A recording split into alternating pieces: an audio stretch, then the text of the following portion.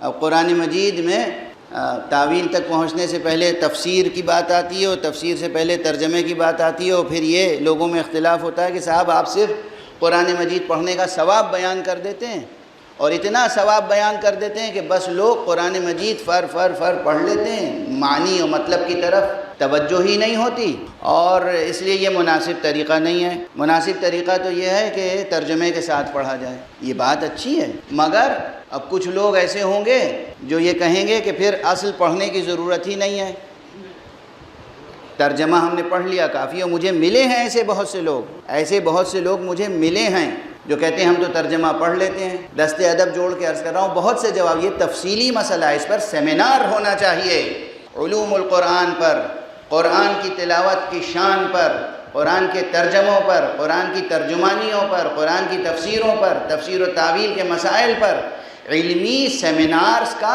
Culture پیدا کیجئے، فکر کی جائے، غور کیا جائے کہ قرآن مجید صرف پڑھ لینا، جیسے میں 2 دن سے پڑھ رہا ہوں آیت نور، کافی ہے یا ترجمہ بھی ضروری ہے؟ اور ترجمہ ہی کافی ہے یا ترجمانی ضروری ہے؟ ترجمے اور ترجمانی میں کیا فرق ہے؟ اور پھر تفسیر کی جائے، تفسیر کافی ہے یا تعویل بھی ضروری ہے؟ ترجمے میں، ترجمانی میں، تفسیر میں، تعویل میں کتنا فرق ہے؟ اور صرف پڑھ لینا کافی ہے یا نہیں؟ عام زندگی میں روزانہ جو آپ حضرات پڑھتے ہیں، یہ روزانہ پڑھیے گا، بھولیے گا نہیں۔ جو حضرات نہیں پڑھتے ہیں سمجھتے ہیں ترجمہ پڑھنا کافی ہے، درست نہیں ہے۔ ایک بات عرض کروں، اگر سب صرف ترجمہ پڑھنے کے عادی ہو جائیں تو خدا نخواستہ ایک ایسا معاشرہ وجود میں آ جائے گا جو اصل متن سے، اوریجنل ٹیکسٹ سے کٹ کے رہ جائے گا۔ اوریجنل ٹیکسٹ سے کٹ کے رہ جانے کے معنی یہ ہے کہ کلام اللہ سامنے نہیں ہے، وہ تو ہم جیسے کسی گنہگار اور کسی ایک عام انسان کا ترجمہ ہے۔ ترجمے میں ہماری فہم کی ترجمانی ہوتی ہے، اصل آیتوں میں مشیت کی ترجمانی ہوتی ہے۔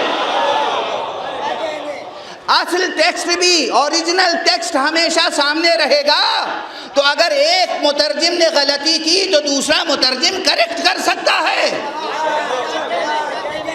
ورنہ معلوم ہوا کہ ساری امت نے مل کے اجماع کر لیا کہ فلاں صاحب امام المفسرین ہیں، وہ بہت بڑے ادیب تھے، عربی زبان کے جاننے والے تھے، انہوں نے بہت عمدہ ترجمہ کر دیا، بس کافی ہے، قرآن پڑھنے کی ضرورت ہی نہیں ہے، یہی ترجمہ پڑھتے رہیے اور اسی سے سبق حاصل کرتے رہیے۔ خدا سے کٹ کے رہ جائیں گے۔ آپ تو اس بندے کے کلام پر بھروسہ کر رہے ہیں نا جس کو آپ نے سمجھ لیا امام المفسرین۔ اس لیے اوریجنل ٹیکسٹ روزانہ پڑھیں، اور یہ بھی ایک راز ہے جو آپ کی نماز میں کہا گیا کہ ہر نماز میں سورہ حمد ضرور پڑھو، ترجمہ نہیں، سورہ حمد، سورہ حمد کے بعد ایک سورہ۔ نماز میں اوریجنل پڑھنا واجب ہے، ترجمے سے کام نہیں چلے گا، تاکہ تمہارا تعلق براہ راست خدا اور اس کے کلام سے برقرار رہے۔ ہاں، اصول سے لے کر فروع تک، فلسفے اور حکمت سے لے کر اخلاقیات تک اور عملی زندگی تک، عبادات سے لے کر معاملات تک غور و فکر کرنا ضروری ہے۔ ترجمہ، ترجمانی، تفسیر، تعویل سب ضروری ہے۔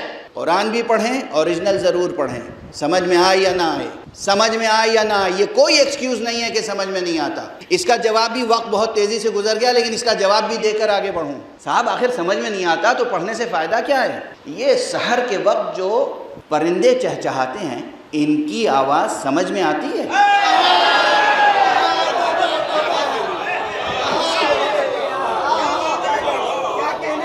مرغ سحر جو اذان دیتا ہے، اس کی اذان کا ترجمہ جانتے ہیں آپ؟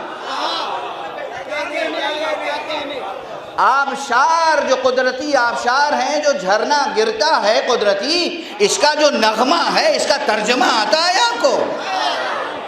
نسیم و صبا کے جھونکے جب چلتے ہیں اور پھولوں کے ساتھ اٹکھیلیاں کرتے ہیں تو ان کا ترنم آپ کی سمجھ میں آتا ہے؟ کلی جب چٹکتی ہے تو کیا کہتی ہے، ترجمہ معلوم ہے آپ کو؟ مگر یہ سب آپ کے نفس پر، ذہن پر، قلب پر ایک اثر ضرور ڈالتا ہے۔ چڑیوں کا چہچہانا اثر ڈالتا ہے، کلی کا چٹکنا اثر ڈالتا ہے، لیکن قرآن کی آواز کیا اثر نہیں رکھتی؟ تو ترجمہ آتا ہو یا نہ آتا ہو، اللہ کے کلام کی تاثیر ہے جو نفس پر اثر کرتی ہے۔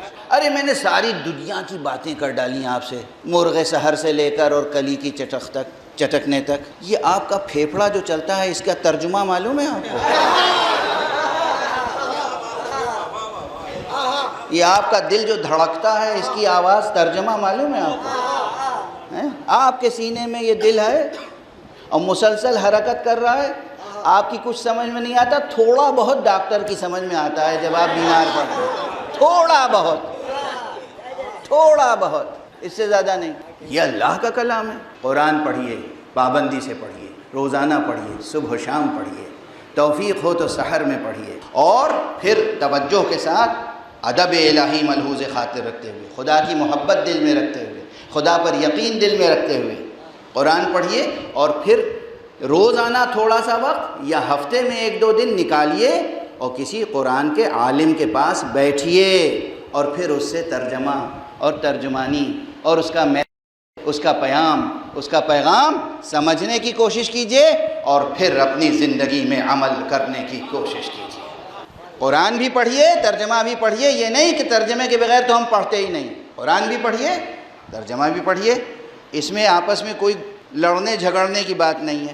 معلوم ہوا تفرقے ہو گئے، بحثیں ہو رہی ہیں، آستینیں الٹی جا رہی ہیں، آوازیں بلند ہو رہی ہیں، کیا فائدہ قرآن پڑھنے سے؟ استغفر اللہ، کیا فائدہ قرآن پڑھنے سے؟ کیا فائدہ قرآن پڑھنے سے؟